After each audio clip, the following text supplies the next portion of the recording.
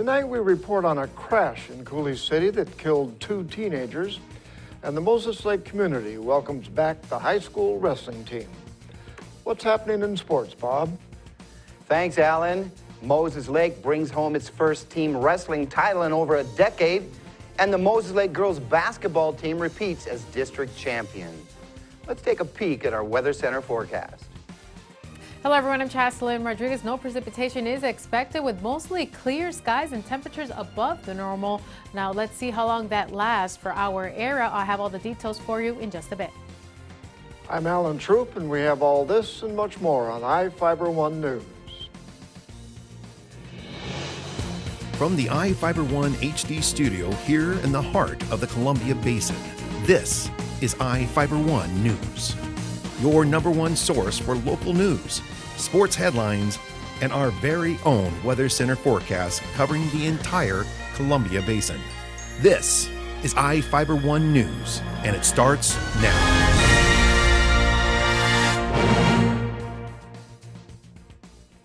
Two teenagers died and another was seriously injured in a crash on State Route 2 in Coulee City. Austin Fry, a 17-year-old Heartline resident, was driving a 1994 Honda Civic west on SR2 Friday night when he reportedly lost control of the car and drove off the road to the right. The car struck a light pole and came to a stop at the entrance of Coulee City Park. According to the Washington State Patrol, Fry and one of his passengers, Pedro Huitron, an 18-year-old Lind resident, died in the crash.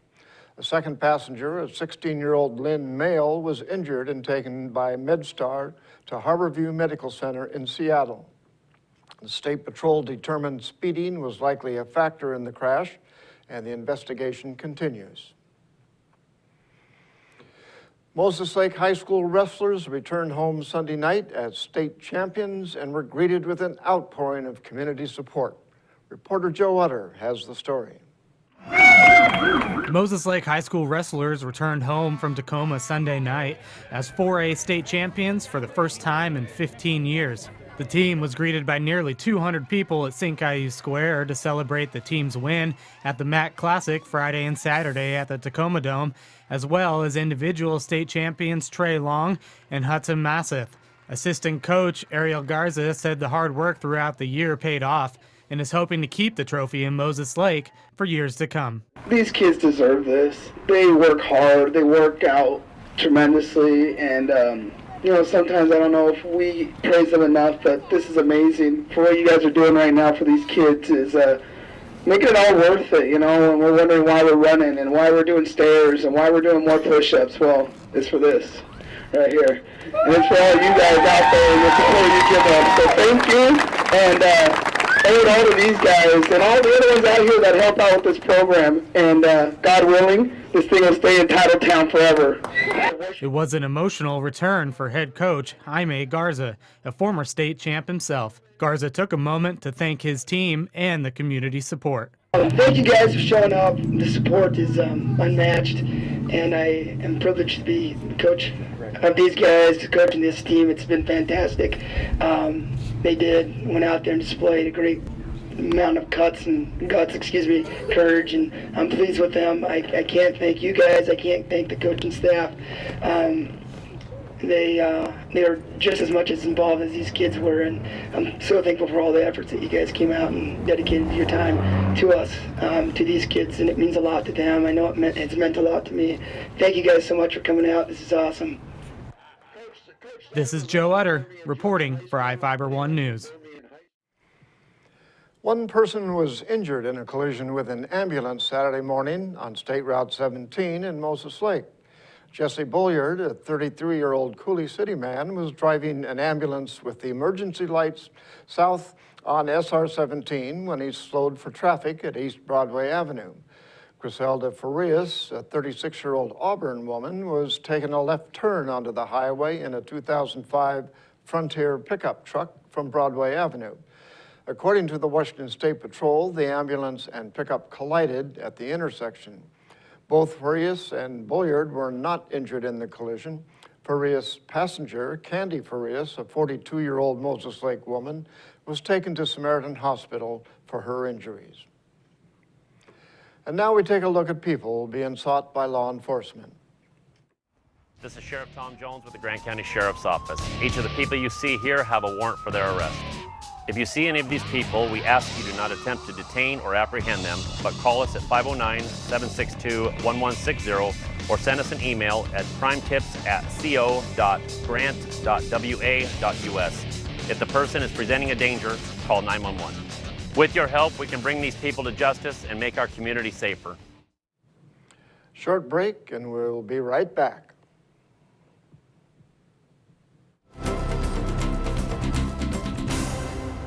At Moses Lake Community Health Center, we have had the privilege to serve the local communities since 1978. What I like about working at this clinic more than any other clinic that I've worked at is the patient care. With the patient care team that we've assembled, it allows us to take care of as many facets of the patient and their family's needs. Please take the opportunity to experience the high-quality care provided at our clinics.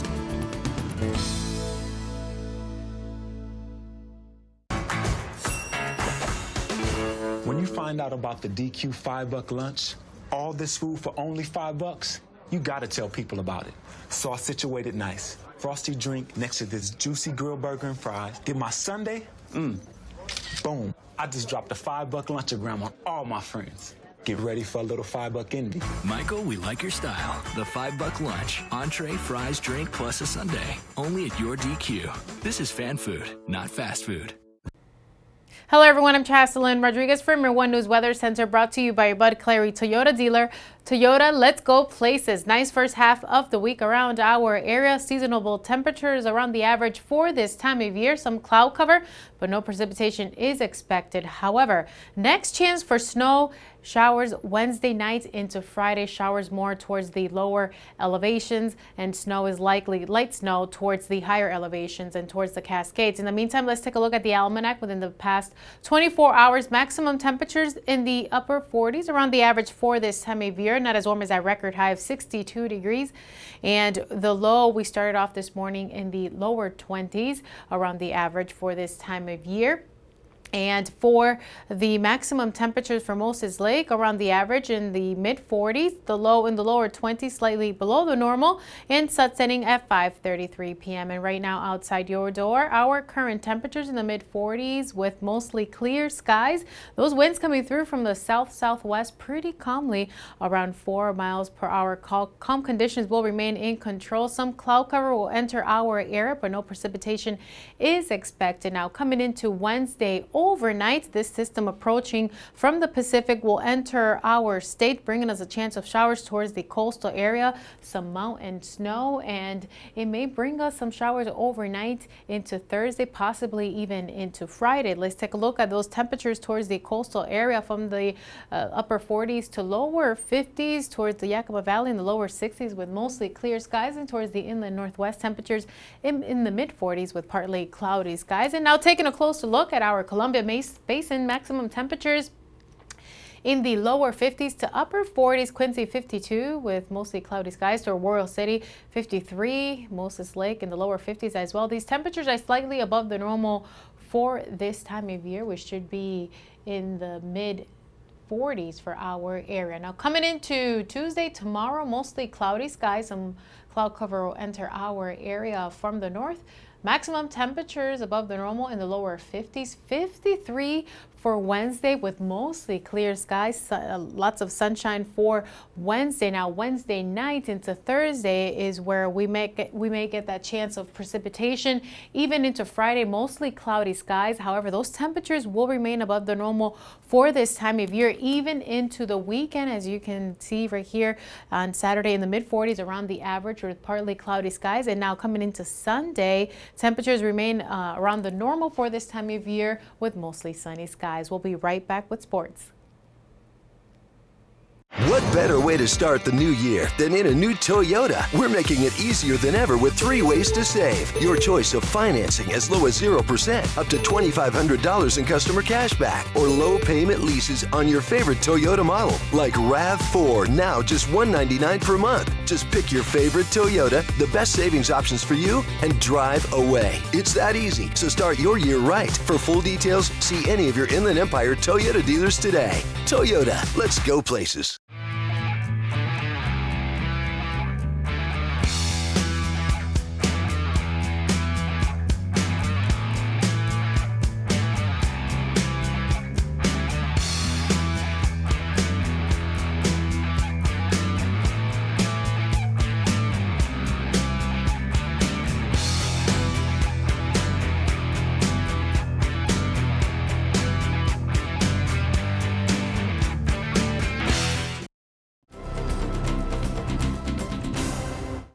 The drought is finally over for the Moses Lake Chiefs, who were crowned 4A team state champion for the first time in 13 years. Warden brings home the 2B bragging rights as well. Here's Sean Wells with the story. It was the MAT Classic in Tacoma, Washington. Teams from all over the Columbia Basin were competing for wrestling royalty against the best in state. Moses Lake took second in state the previous year, losing to only Lake Stevens. With 9 wrestlers in the tournament this year, Moses Lake was trying to take first place in the 4A division. Behind head coach Jaime Garza, the Chiefs came ready to compete. From the get-go, Moses Lake seemed quicker, smarter, and more prepared than their opponents. Trey Long took first for the Chiefs at 113 pounds. Hudson Mouseth took first at 160 pounds, and Cooper McCullough took second at 120 pounds. Moses Lake edged out Lake Stevens to take home the first place trophy. Head coach Jaime Garza was happy to see hard work pay off. There's a lot of passion, you know, and we want to win. You know, my brother and I are both from Moses Lake. We grew up in this program. We just want to give back and get us back to where we were, consistently on top. And those are the bricks that we're laying down to be there. After finishing third in 1A last year, Warren was eyeing for first in the 1B, 2B division. The Cougars jumped out to a strong early lead in the tournament and never looked back. Behind Jeremy Reyes' championship at 195 pounds and Tyson Yamani's first place finish at 126 pounds, Warden held on to take first place in the 1B, 2B division. Warden head coach Brent Cox couldn't have been happier for state champion Tyson Yamani. Tyson Yamani, he's a workhorse. He wrestled that kid at regionals and we lost to him by 1 point. So it's definitely been a thought on his mind as he worked out, and we got him. I mean, he just wrestled an awesome match right there. Tyson had an emotional moment with his dad in the stands after his championship. A hug from a past champion to a new champion. Well, he was a state champion back in his heyday, and so I've been coming up and always looking up to him, always working with him, and it's great to just be on his level now. Quincy Wrestling finished 17th in the 2A division. It was a strong outing for the Jacks behind 3 senior medalists. Andy Vargas finished 4th at 152 pounds, Stephen Gomez finished 8th at 170 pounds, and Cade Wallace finished 6th at 182 pounds. Quincy head coach Greg Martinez was happy for his seniors. Just to be here with all the fans, all the different levels. You know, several of those guys, it was a secondary trip, and they got to come back and earn medals this year. Here are two of my graduating seniors. Once the matches were over, Quincy had one last thing left to do. Where do you guys go next? Disneyland? Go eat. Go eat, yeah. No more starving. For Fiber One News, Sean Wells. It was a crazy busy weekend at the MAT Classic. Sean will have more on the event throughout the week, including interviews with wrestlers and coaches. Moses Lake defended its district crown with a 67-45 shellacking of the Wenatchee Panthers on Saturday. The teams were tight to start the contest, with the Panthers and Chiefs misfiring on their opening shots. Layups by the Loetta sisters, Jesse and Jamie, got things going for Moses Lake 3 minutes in. Wenatchee knotted the game 8-all with 2.5 minutes to go in the quarter. The Chiefs closed out the action on a 5-1 run to lead 13-9. Moses Lake heated up in the second 8 minutes of play to take a 42-23 score into the locker room at the break. The Chiefs continued to sizzle in the second half of play as everything they offered up seemed to tickle the net. Jesse Loetta led Moses Lake with 22 points. McKenna Walker, who was held to a career-low 6 points against West Valley in the opening round, finished with 18. This is the second year in a row the Chiefs have cut down the district nets at home. It's the third straight year Moses Lake has hosted the tournament. The Chiefs advanced to a first-round loser-out state regional contest against Timberline. The game will be played Saturday afternoon at 2 at Wenatchee High School. The winner moves on to the Elite 8 double elimination state tournament at the Tacoma Dome March 5 through 7. The Moses Lake boys dropped a last-second 60-58 thriller on the road at Davis to finish as the number 2 seed. We'll have more on that game tomorrow and who the Chiefs will match up with. J.R. Delgado hit for 14. Pedro Gonzalez added 11. But Warden fell to Lake Roosevelt 61-57 in 2B district action. The Cougars still advance to the state regionals as the number 4 seed and will take on Liberty at Cheney High School Saturday morning at 10. We'll be right back after this. Hello, my name is Cheryl Kono. I am your local Ephrata Farmers Insurance Agent. Here at Cheryl Kono Insurance Agency, our customers always come first. We don't just work here, we live here. Please stop by the office, call, email, or Facebook me for a free auto, home, life, business, or farm and ranch quote today. We are insurance. We are farmers. Come in for a free quote today.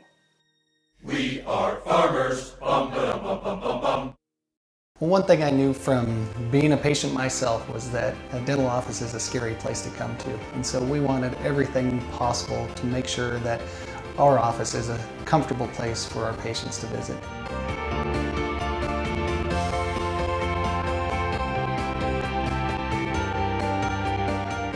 The patients that I have, my clients, have made me a part of this community, and we want to give back in every way possible.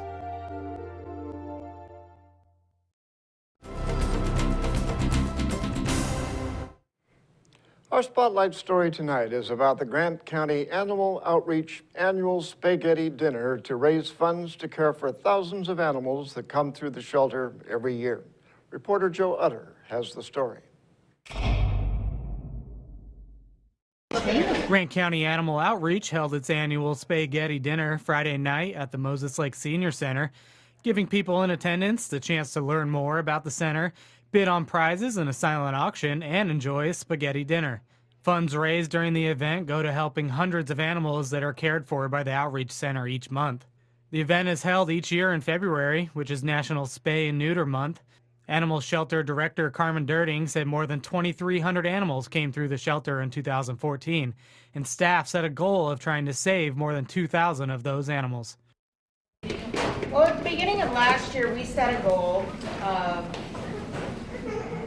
trying to save 2,015 lives, because it's 2015. And we wanted to do that through adoption, through working with our transfer partners, and through individual rescues, working with barn homes for the feral cats and different things like that.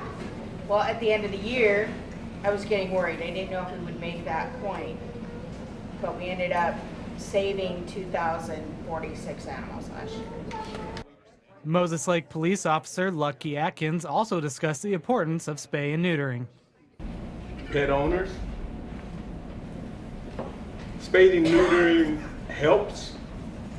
Stray animals or animals like feral cats and things of that nature, and there's a lot of them in this town.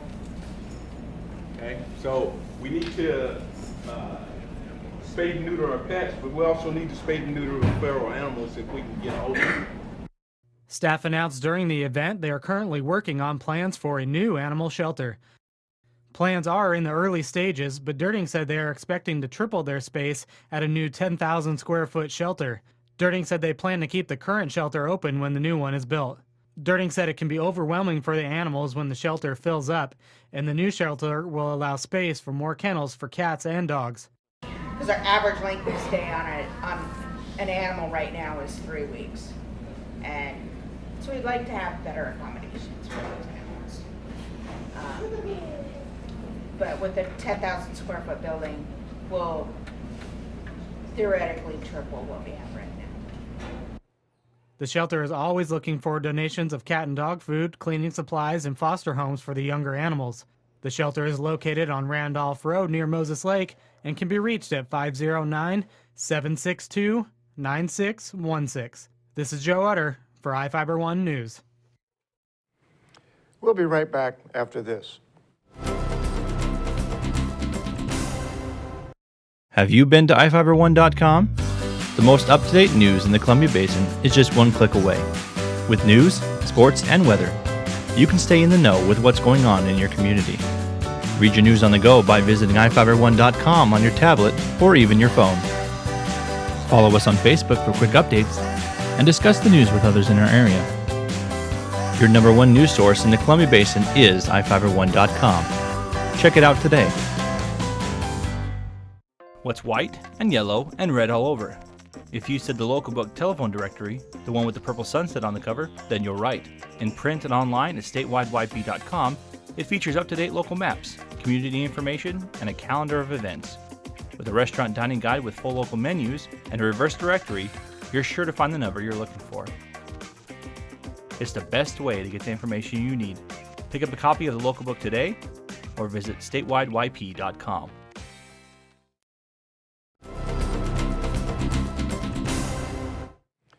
Welcome back. A husband and wife are accused of allowing a girl to touch him inappropriately. Prosecutors charged Jonathan Hawkins, a 32-year-old man, and Caitlin Hawkins, a 27-year-old woman, both from Creswell, Oregon, in Grant County Superior Court with rape of a child in the first degree. According to a Moses Lake police report, Jonathan Hawkins reportedly allowed his 4-year-old daughter to view sex acts between him and his wife and occasionally participate in them. He allegedly told a friend about the incidents in a Facebook chat. The acquaintance informed police. Caitlin Hawkins allegedly saw some of the incidents and told police the girl instigated the contact. The Moses Lake School District Board recently discussed how to proceed following the failure of a $98 million bond that included building a second high school. Reporter Devin Higgins has the details. The Moses Lake School District Board of Education held a study session Thursday before more than 50 concerned citizens wanting to know what's next for students after the construction bond failed to pass. Board member Kevin Donovan said the lack of a supermajority needed to pass the bond was disappointing, but also sends a clear message to the school district. It's a shame, and we know that's 54% of our community said build a high school. It's not enough. But one of the things that we heard in 2012, we heard it again this time. I'm not giving you a blank check. The 90-minute session didn't involve public input, but gave the board time to debrief and discuss strategies going forward to address the issue of overcrowding. The board had already taken steps in August 2013 to consider a year-round multi-track class schedule if a new high school wasn't going to be approved by voters, and Vicki Groff said she needs the district to thoroughly vet the option before it moves forward. I need to understand with research, not just opinions, but the cons and pros of what's that going to look like through the lens of what's best for our students, what's best for our family, what's best for the employees that work for us and those positions that will become open, and we're attempting to attract quality educators. What's that going to do for our community? And how does that look in a single high school community? The Moses Lake School Board of Education has their next regular meeting Thursday night at the district boardroom. In Moses Lake, Devin Higgins for iFiber One News. A proposal to annex Soap Lake into Grant County Fire District 7 is headed to the November ballot. The Soap Lake City Council approved a resolution asking that the Grant County Commissioners call for a November 3rd election. The council directed City Finance Director Karen Dillon to request that an election be scheduled. The action comes after Councilman Robert Brown received a council reprimand for submitting paperwork to call an April election on the annexation without the council's knowledge or approval. Council members agreed that an April election would not be enough time to educate voters on the Fire District 7 annexation issue. Brown disagreed. City leaders said voters need to consider annexation so the fire district can help improve firefighting and emergency services in Soap Lake. The Ephrata High School Tigerettes dance team is hard at work preparing for district competitions with a chance to move onto the state championship. Reporter Devin Higgins has the details.